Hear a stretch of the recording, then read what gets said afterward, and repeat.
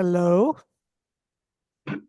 I went to my dad's farm and found a tree on the ground and I cut it off in my very small pieces. This is my green churn bowl. Went to my brother's farm, picked up something out of the fireplace wood, and this is started. So finished. This is walnut, that's soft maple.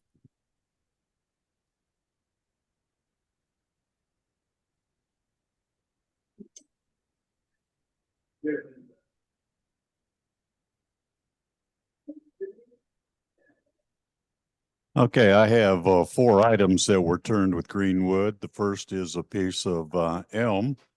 It was turned green, turned once, and allowed to warp. It's kind of a little bit oval, and the idea was the beads would accentuate that, but it didn't warp that much with the weeds or with the beads on it.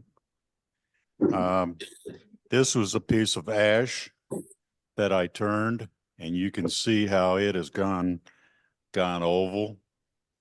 And I turned it fairly thin. And this is another piece of that same ash that I turned twice. Turned it once, green, left stock on it, then turned it round. And so it's a round one. And then this is a once turned green piece out of sycamore. And it has not really warped. It was green enough, it dried quick, and it stayed round.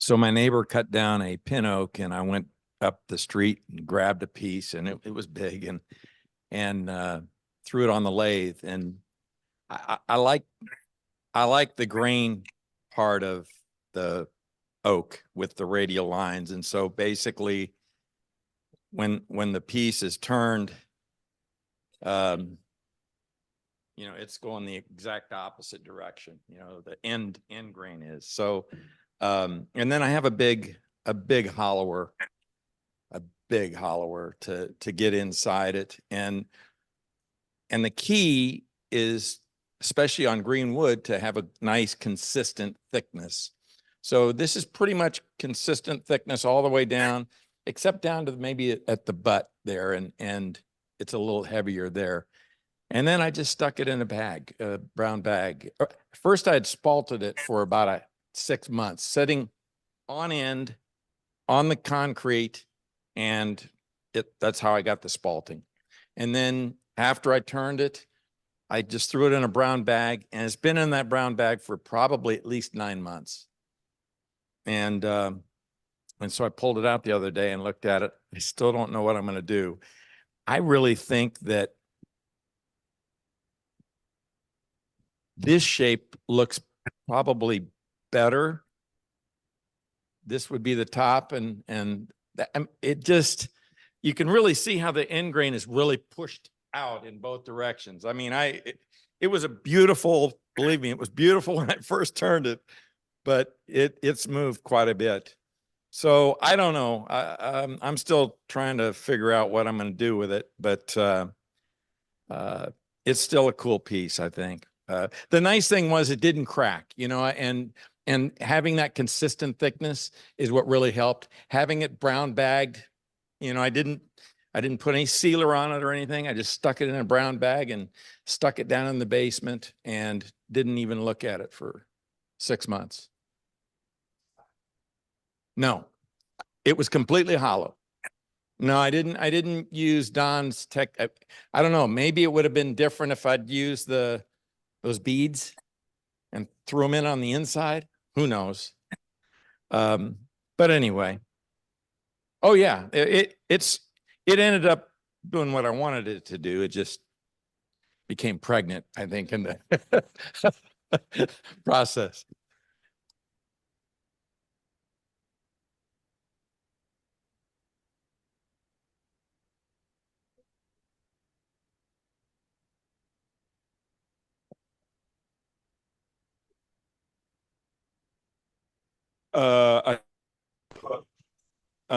This is spalted fogwood that I found that they were cutting down in Overland Park. So that could be anything. And then I put a Danish stain on it. And this is now my favorite popcorn bowl.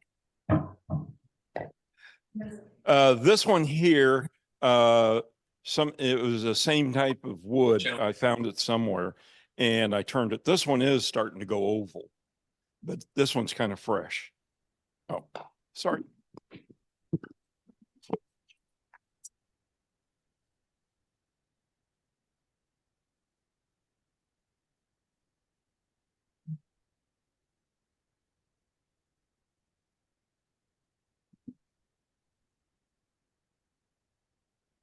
Are you showing me Josh's thing?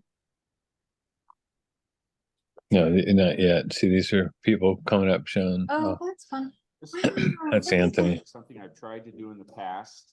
It is about 3 limbs, and the crotch is in each one of these gaps. See that? All right. There we go.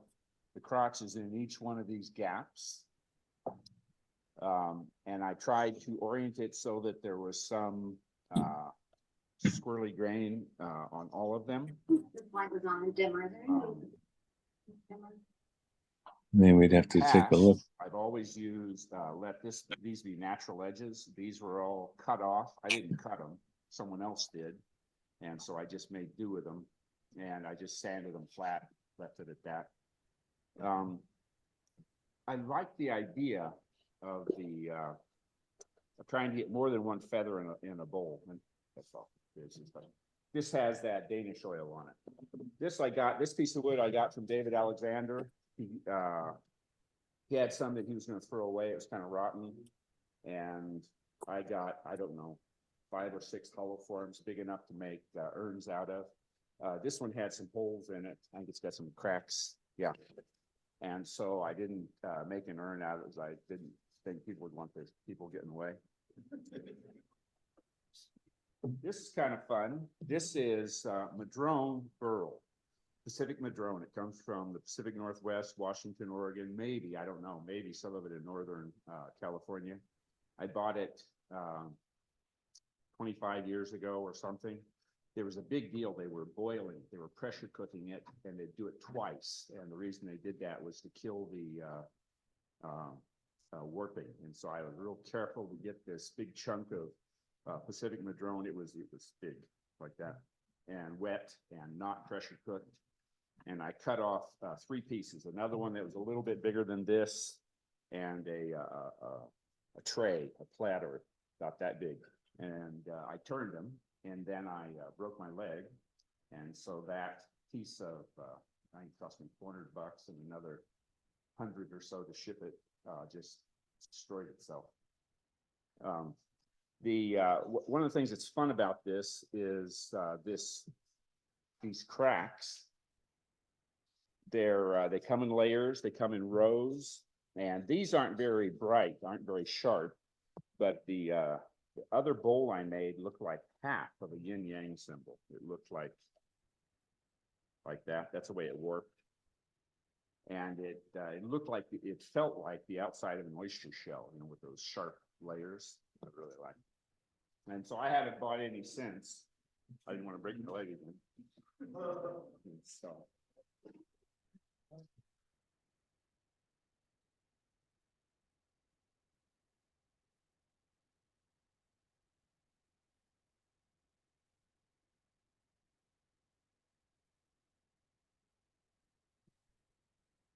Okay, I have to admit, I had some wood that I'd cut down, or a limb off my pear tree that had fallen down a while back, and it's the only thing that I had laying around the house that I considered wet wood. And this particular little piece started out as kind of a small crotch, and I thought, oh, I'll see what I can get out of that and see if I can get the feather. And if you notice right up here at the very top, right here, that's the feather. I didn't really capture much of it at all.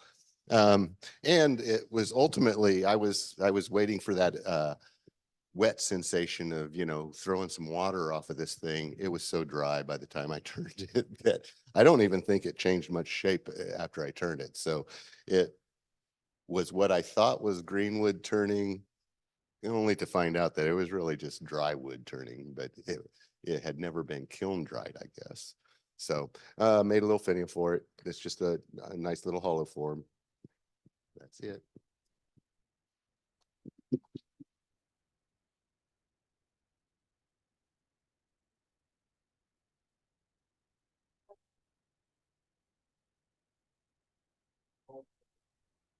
Don't have any challenges sending it tonight. It's all okay. No. Wait. Oh, wait. I think we got one challenge piece coming in from our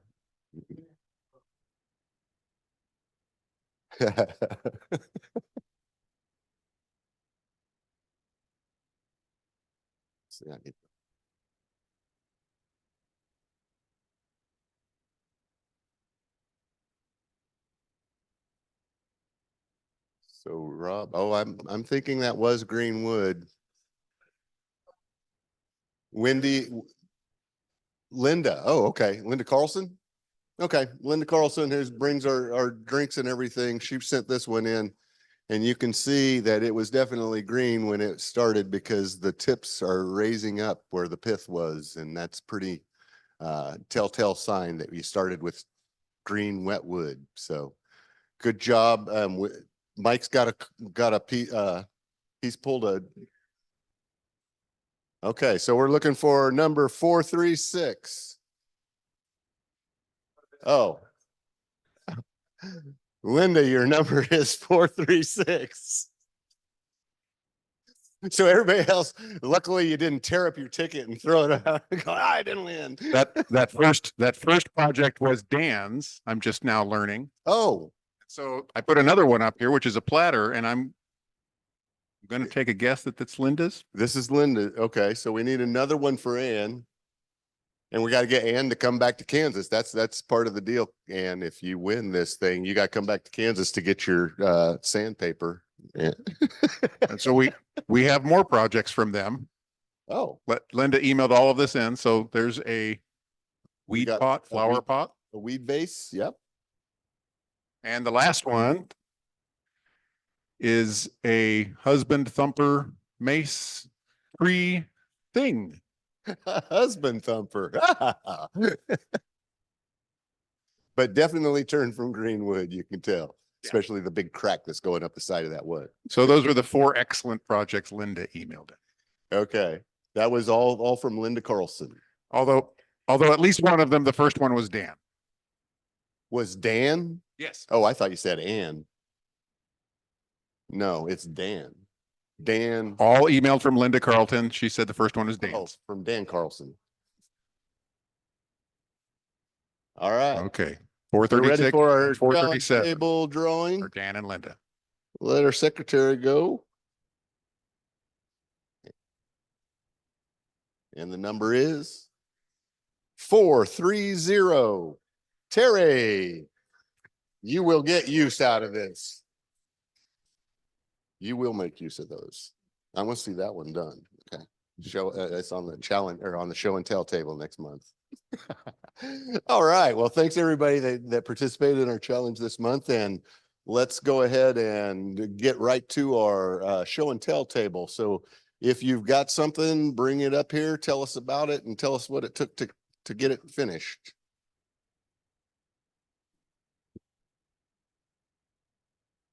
Please use the microphone.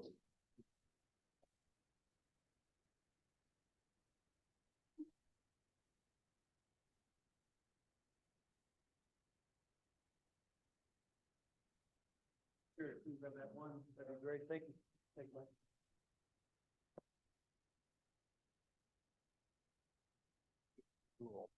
Thanks. I'll try to move these around if needed. My name is David Roth. I've signed up for about 2 or 3 years to come out here, and I'm going to try to be here more often because it is a good group. I've done some turnings with Anthony, hollow turnings, and I just can't get those down right yet, but I'll keep practicing. But one thing I do like to do is spindle turning. And what I'm doing this Saturday at Woodcraft is I'm doing a resin casting demo on Alumilite. So if you want to see how this is done and how it's made, it's going to be from 1 o'clock to 2 o'clock this Saturday. And after 10 minutes, I start firing resin. So I'll talk for 10 minutes and then I'll fire Alumilite fast. So if you have any questions now or even up there, let me know. And we're going to be raffling off one of these Junior Majestic rollerball pins. Alex already picked one out. I'd have him pick the one they think looks the best. So that'll go into the raffle. You have to be present. It's a free raffle. You come in, you get a ticket. Whoever gets it, gets it. Yeah, it's a free event. Yeah, it's just a demonstration. 1 o'clock to 2 o'clock this Saturday at Woodcraft. What I've been doing now is some vertical castings. Okay, so they look like this, but when you turn them, you see a lot different texture. And you can come up here and take a look at these later if you want. The outside and the inside looks completely different. Probably moving these on, you can't see, can you? Sorry. Anyway, they're Junior Majestic pins here. You can see where they're turned here. We're also going to be doing a vertical pour or a horizontal pour. We're going to make a block of 5 blanks. And so you'll see 2 demonstrations. It's one way to make your own pin blanks, and you have a few bragging rights. I mean, you can buy them for $9 a piece. I will tell you this right now, it is a rabbit hole. Okay. But it's fun rabbit hole. You got your own colors and textures and things like that. Does anybody have any questions? Yes, sir.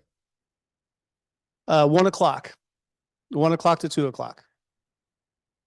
This Saturday. This Saturday. Yes, sir. That was during COVID 2020. Yeah. They had one during COVID time in 2020, and I did not do that one. You're correct. But the last year one, I did that one. And I did the one the year before that. So this is my 3rd year since after COVID. So I did one of these, the vertical cast, the horizontal casting with the bricks. And then last year we did the river table epoxy tables type thing, charcuterie boards. And this year we're doing resin blanks. Yeah, I know I wish I could have been there, but I just couldn't do it at that time. These here, I like the Majestic, the Junior Majestics. Now these cost about $46 just for the components.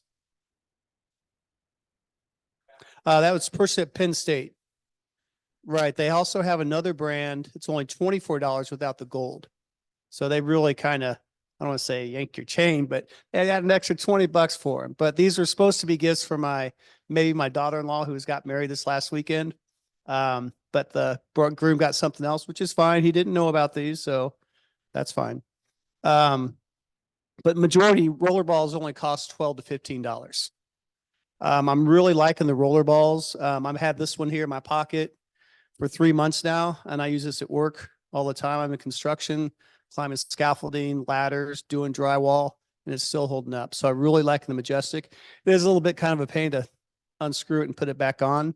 Click pins are really nice. They only last me about 3 weeks at work. But so far, this only costs $24 for the components. Any other questions? I don't think my phone numbers, I'll put my business card on here with my phone number on it. So if you have any questions about resin casting on your thing or Lumilite product, let me know. All right.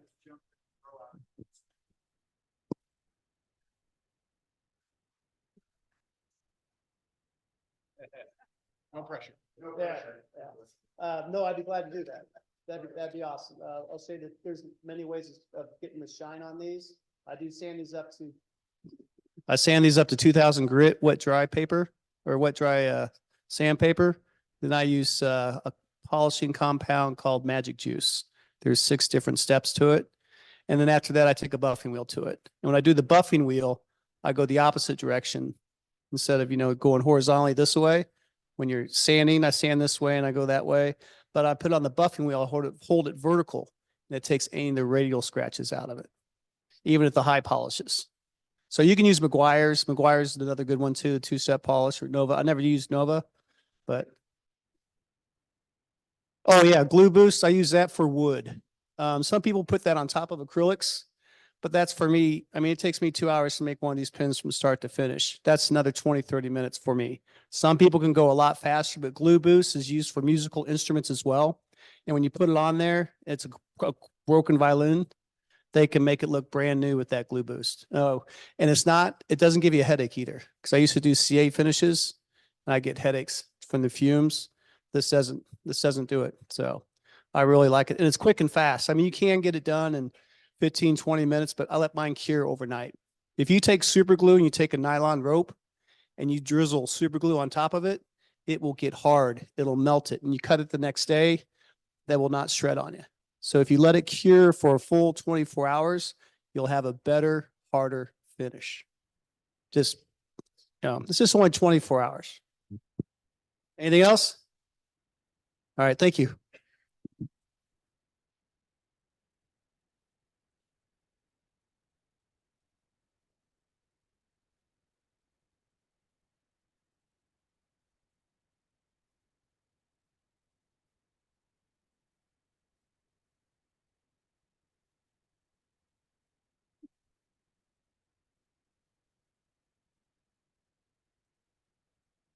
All right. So I got really busy with a new job for the last 2 months. So I haven't turned a whole lot, and I reverted back to what I started, which is making pins and making things that took kits, like these bottle stoppers. These are Ruth Niles bottle stoppers. They're solid stainless steel. They're really nice. And what was helpful to me about it, since I was so busy at work, was it's so small and it involves a kit that you can finish a project front to back in an hour or less, and just plow your way through a nice looking project. I was playing with each of these with inlays. This is black walnut, and I'm trying to remember the name of the white stone that I crushed up with a hammer, and it escapes me. The stage, no, much cheaper than that. No, but no. All right, we'll stop getting the guessing game. But it's a chunky white stone, and I literally smashed it up with a hammer, and I set it in there with super glue. And if you look at it up close, you can see the chunks in it, and it's just super cool. I turned it with a skew, and and dulled the skew very quickly, but that's okay. It's pretty small. Same thing with this. This is a whiskey barrel prototype. And that's a black stone that we're not going to play this game because I can't remember the name of it, but it's cheap black stone I bought off of, I think, eBay, and smashed it up with a hammer and set it in there. Nope. And the last one is a maple burl with a pink inset in it that I was playing around with. And actually, these have been pretty popular, either selling them or gifting them. And that's literally chunky glitter. If I'm selling it, I tell people that it is crushed acetate, which is not a lie.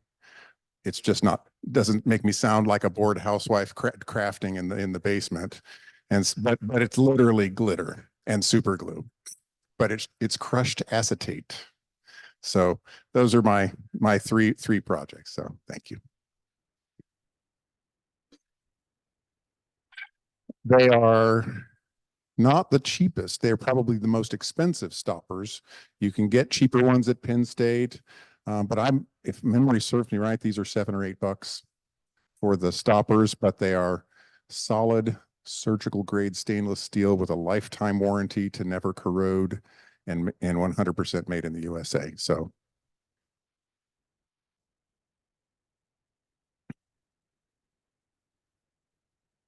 yes, these are all 1/4 20 threaded. So a lot of kit projects. I ended up with a mandrel from something else that was a 1/4 threaded. I don't remember exactly what, and it fits in here as well.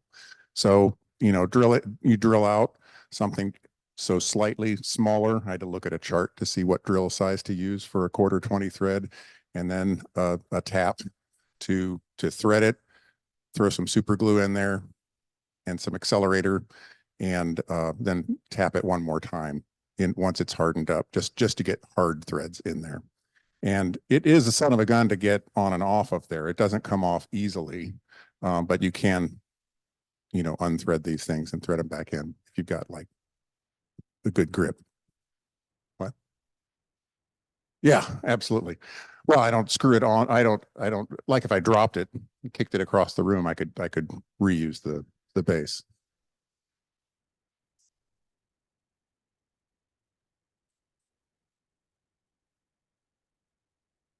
Just to harden the threads, and then you re-tap them again just to clean out any residual super glue. This is a lot more questions than I thought I'd get for some bottle stoppers. I don't know about that. All right, thank you.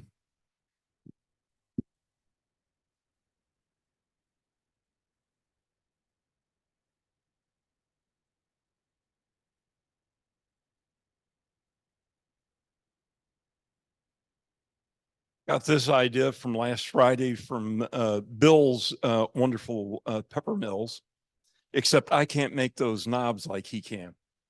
So I made one this one is a bottom adjustable crush grinder. And this is out of the scrap wood that's back there in the back. So I think it's walnut, but I'm not sure past that point.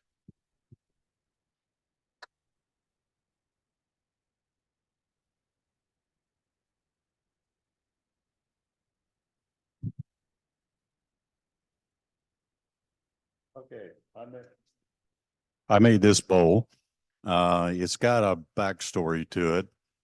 My neighbor, their kids gave them a tree for their 50th wedding anniversary. And he planted it and it died.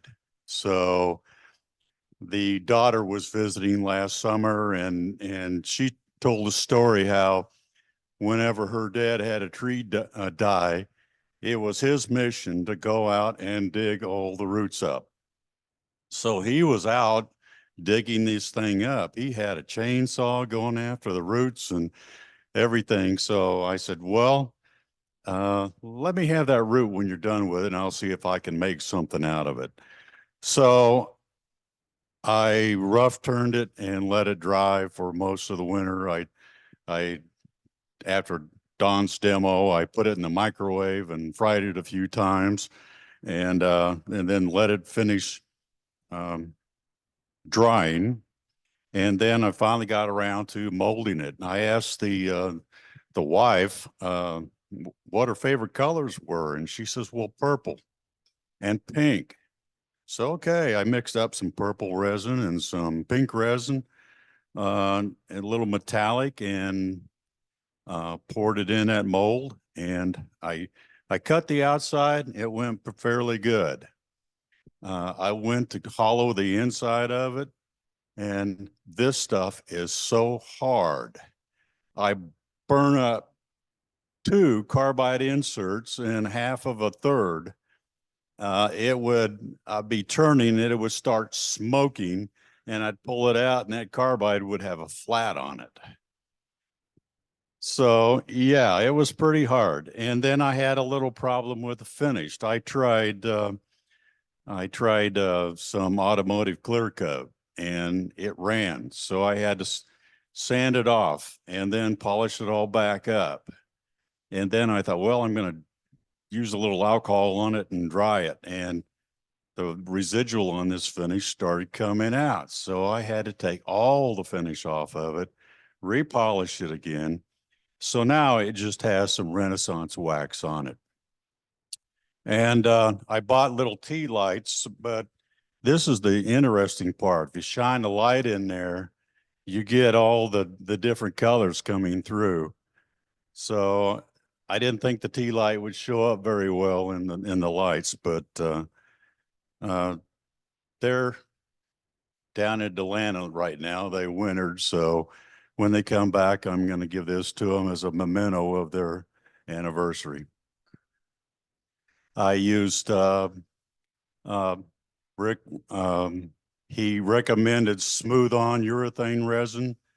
Has a 7 to 9 minute pot life, so you got to be in a hurry. Have your ducks in a row when you pour it.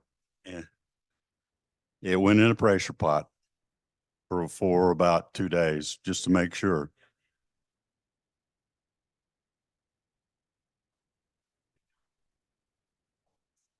Yeah.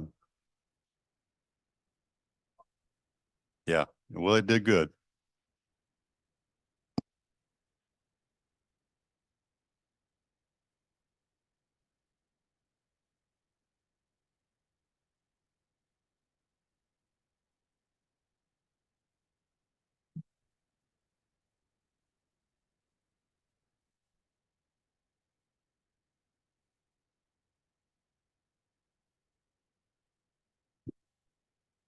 I watch a lot of YouTube videos, and one day I came across somebody who was turning pendants, and I thought, well, that might be a fun project to do. And I had a piece of wood that I had picked up somewhere last fall, but when I picked it up out of my yard and it had so many bugs in it, I said, I don't want to mess with that. And I just set it up on the patio. And so this was a couple of weeks ago. It was warm enough, and I went out and looked at it, and I thought, well, that's just about the right size. So I got these 3 pendants out of it. The holes that you see the stones in are actually wormholes that the bugs that were in it created. And in fact, after I had turned these and was home working on them, putting the stones in there, I actually pulled a live worm out of there. So that they were still around. But anyway, those are 3 pendants. I ordered the clasp part online, and as well as the cords. But those are 3. And continuing with that same kind of theme, this was a wooden box, and we put just a hollowed part in the lid. And my wife had all these turquoise beads at home from an old project, and she said, well, why don't you use those? And so I filled that with those beads and then set them in there with CA glue, and didn't turn it anymore. I kind of like the just rough texture of the beads sticking up, but I'm going to try. I have another box that I'm going to try using something else that can be turned and smoothed out. So.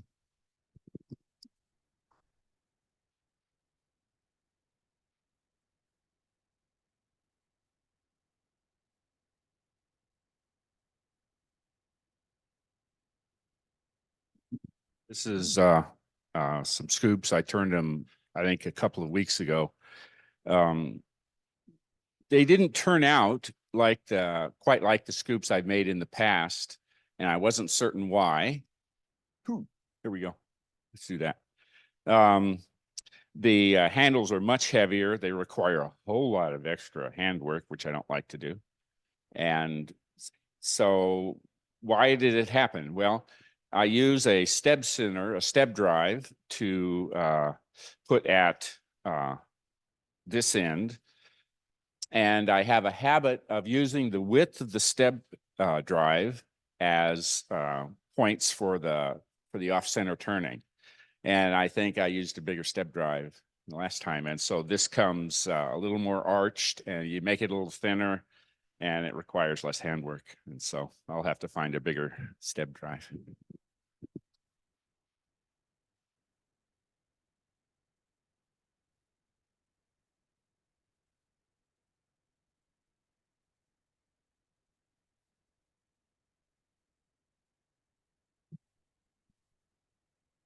So I've spent several months here playing with that baseball bat cutoffs, The initial kind of box that I was turning was just turn a box shape and then throw in some beads around it with using a beading tool so that I could get a really even beading on it. And then just started playing that I had available on this one. I just followed, I carved along the grain lines of the wood to create kind of, I guess, little rectangles everywhere. And then just used a aniline dye, in alcohol-based aniline dye, and just varied my, how much dye I put in the brush, and would just go around and do several squares and then put a little bit more alcohol in it so it lightened up, and do a few more, and then just kept doing that to get kind of a very variation of color. That kind of led me to trying to do somewhat of what Rick and I've seen several folks do the basket weave pattern. So I tried to mimic that a little bit on one of the boxes. And then again, just a variation of that. So it's kind of just been evolution through the process. And then one of the things I did, and I just noticed that I'm getting some seepage from my glue, but I took drawer flocking material and flocked the insides of these. So you can have a really rough, ugly inside turn. You flock it and it all looks all black and good. So I thought that was didn't matter how they looked on the inside, but it's really just been a play with colors, a play with I try to come up with ideas of what I can do inside the ribs, or take, what I can do with the negative space versus the positive space kind of thing, and been playing around, and the battwood really takes color well. So if you have any gumption to try color, I would say go grab some pieces and just play and have fun. That's what I've been doing and will continue to do. So I think that, do we got any others on the show and tell table? I think that about wraps us up. So I just wanted to share kind of the variety of things there on the boxes that I've been making. But what I really like is that it's free wood, takes color, it's dry. So boxes, it works great because the lids never change shape or anything. So it fits together today and it fits together tomorrow as well. Really enjoyed that.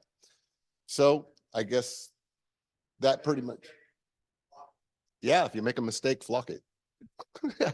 I actually used the flocking on one of those. It's got some cats going around the outer border, and I thought it'd be fun to use the flocking material to create the texture of the cat fur. So I used the flocking on the outside. That was a little different.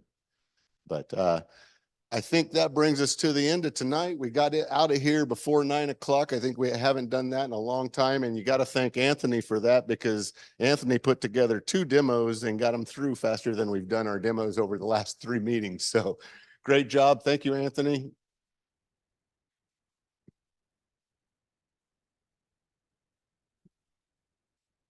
He doesn't. Yeah, there you go. The next challenge for Anthony, next challenge is turn chopsticks. And if you get really bold, try to turn one of the German rings and see what you can do. Shape, you don't have to go into a great shape. I mean, the heart would be a great shape to try out.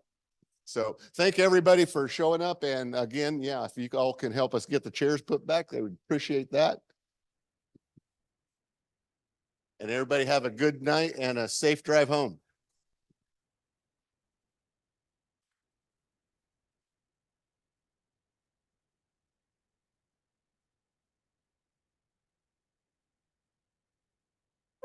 Goodbye. It will change. If it had been Now, it would change the sound. But they're not working. Push these, but. Whoa, Grandma. how do we get out of here? Playing music. I think I right. started in like sixth grade, seventh grade. Well, now this is not, okay, I want to leave. Apparently I was first two, which means I was the best one. I don't remember that, but my friend told me.